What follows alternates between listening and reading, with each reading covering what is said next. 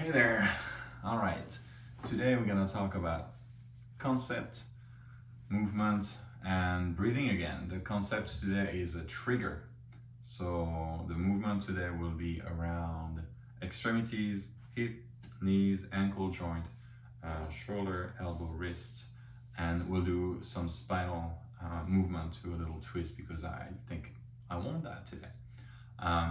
Even if I sometimes do the videos back to back, I also try to think about how I can make them going from one to another. So we talked about catastrophizing earlier. Today we're going to talk about trigger. And a trigger for me is this. So what's a trigger? When you want to create a habit, for example, movement, meditation, or any kind of habit for that matter, you need, apparently according to the evidence, three things. You need the means, the motivation, and a trigger. Usually people are pretty good about the first two although meditation, we'll do another video on that because it's a little trickier. But the means and meditation and motivation are a little bit more known. So the means, for example, for breathing exercise meditation is time, space, some quiet. Do you have that? Usually it requires a little bit of consideration to your schedule, other people's schedule, find a location, and that's just pretty easy here. Motivation, it's tricky. Like I said, we'll do another one about that, but if you're motivated, you will be having an easier time at doing a meditation or any habit for that matter. But the motivation here will be, let's say, well, you're very stressed, so you're motivated to do some breathing, or you're in pain, so you're motivated to do some movement. At least that's the ballpark in which we are here, but you can expand that to life. And a trigger is where I've learned recently I was at fault. A trigger is something physical that competes with thoughts. So for example, for me, it's this little necklace. When I have that necklace, it reminds me to breathe.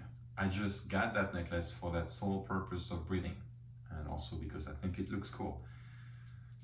So whenever I put that necklace around my left hand, left wrist, I know I want to calm down. If I put it around my right, I need to wake up and get up. If I put it around my neck, it's just so that I have it with me. So it's just something I have to get going with in the day. But even now, when I forget it, and if I put around my neck, oh, I don't have my necklace, I know my trigger is missing, which becomes a trigger in itself. So what would be a trigger for you to create a time to do what you want? It could be a sticky note, it could be a reminder on the phone, it could be a necklace, it could be anything for that matter that is solid. If it's a thought, it will compete with 10 other thoughts, and the most stressful will win. So if you have like, oh, you know what, I have to do groceries, I have to survive, I have to take care of my family, this will be way before I have to take some breathing time. So the thoughts will compete, and usually the most stressful one will win, as far as I understand. A trigger, because it's physical here, even if you have 10 ideas in your head, you will see it, sticky note included, put in a clear place where you know you're gonna see it. So that allows to kind of grab your attention and help you go toward what you need to do at the moment. So that's the concept of the day, the trigger. Now the second part will be about the movement. So the movement today, like I said, will be extremities. And I'm gonna pretty much look like a frog flying upside down and do a lot of hip movement for my hip, but I will include bending of the leg and the ankle in it. So imagine, I'm gonna move that, and imagine you doing a little circle with both legs here to warm up the hip joint. Here I keep my leg bent, it's less weight, it's less difficult on my lower back, and then I do a circle the other way. I start to feel warm, I feel like I can move a little further. I'm gonna try to make it one at a time. So it's almost as if you are walking in a weird way. And now I'm gonna include my whole leg in that movement. You can hear the creaks and cracks in my knee. I can feel them in my joint. And I'm trying to kind of walk in a very discombobulated way. This helps all my joint being challenged in a way that I'm not used to. It's cracking everywhere. I call that popcorn. If you feel motivated, you can do that for a bit longer. You can include longer leg movements. That's a little core work at the same time. But if your back is hurting, you don't have to do that much. You can just try to pedal or cycle in a virtual position, or you can do that discombobulated work. All right, that feels really warm in the hip now. So the second part was the upper body, shoulder, elbow, and wrist. And I'm gonna do kind of the same thing. Ultimately, you're gonna feel maybe like you want to do a cat stretch. Like now, that felt good. So when I do this, I feel like I contract my muscle longer. Then I go back to that one key position of moving my shoulder, my wrist, my elbow, and all those kind of way. And if you want to warm up the whole thing and look even sillier, you can do everything at once. So if you like doing something like that, and if you can do it without laughing, or if you do it with laughing,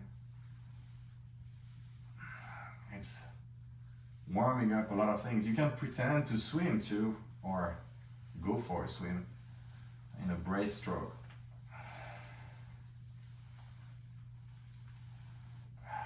All right, and at the end, I want to do some spinal movement. So for this one, I'm gonna do it seated today. We'll do some videos standing up as well. But in sitting position, it's fairly easy. I'm gonna put my hand around my chest here. It doesn't have to touch, it can touch. I'm just gonna twist side to side. And I'm gonna look side to side. The idea here is simply to kind of twist the vertebrae, activate muscle short, and get yourself a little dizzy. So it's like a mini roller coaster.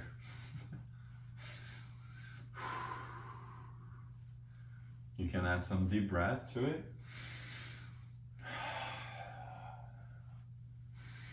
I did that because I felt my trigger, so it almost becomes now a conditioning response. I feel it and I was like, oh, I need to breathe.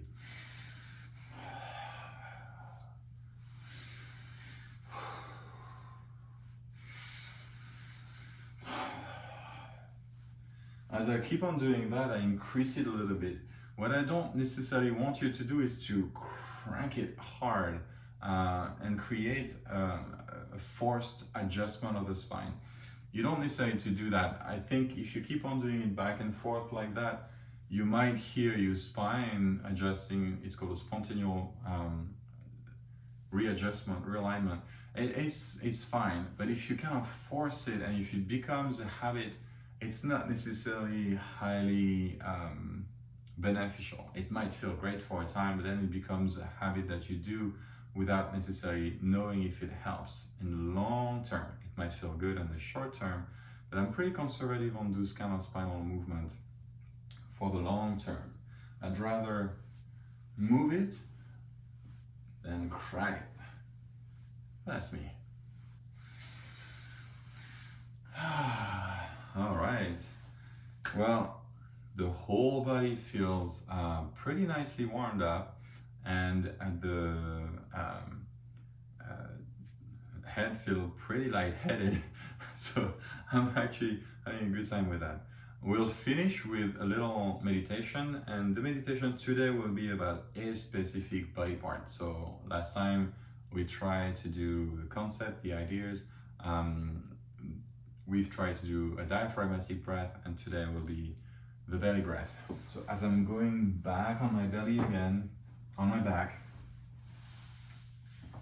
This time I'm gonna put my leg in a crisscross applesauce. If it's uncomfortable, you can put something under a pillow or let them straight. I like to do my breathing on sometimes on crisscross applesauce, especially after having done a little bit of heat warmer. I still feel a bit more work done here. And I'm gonna put my hand on my belly. And for me, it's really hard because I'm the chest breather.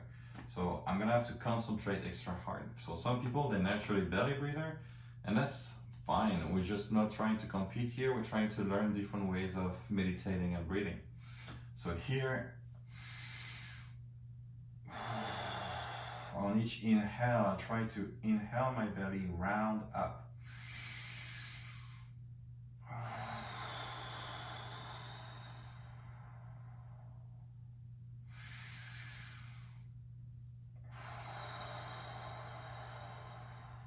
If you keep on doing this, you might feel it all the way up to the diaphragm. Stretching here.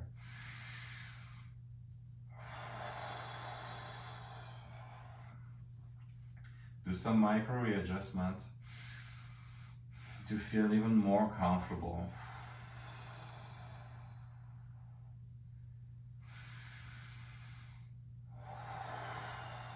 And my breathing here is fast, even if it's deep, and I'm gonna slow it down.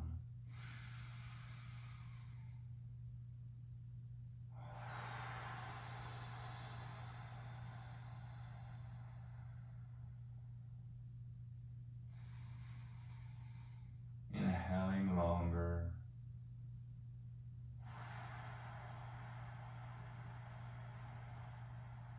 Exhaling longer.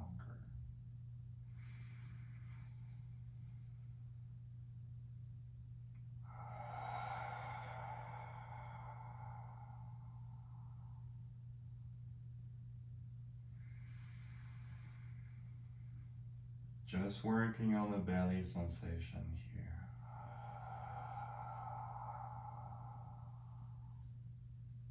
And the longest breath.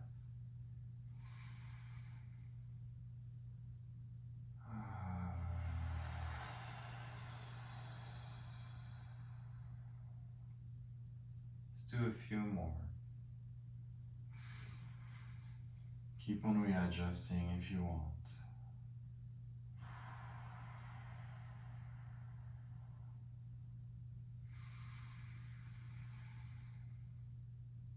Deeply inhale.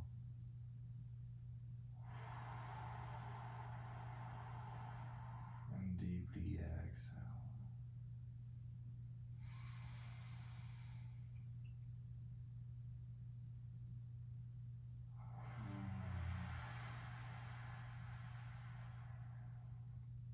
On next few inhale, come back here and now.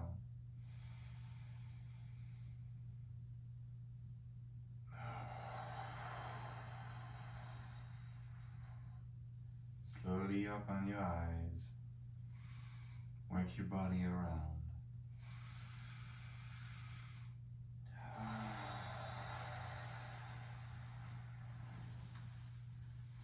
And when you're ready, roll to the side. Can do another cat stretch. And gently come back here and now. All right. Lightheaded and happy. When you feel lightheaded in this meditation, I think it's a good sign that you're doing some good deep breathing. This breathing, belly breathing, can be done longer or shorter. Like 3 deep breaths really is a good place to start. If you don't have 3 deep breaths, 1 deep breath. It's like 5 seconds.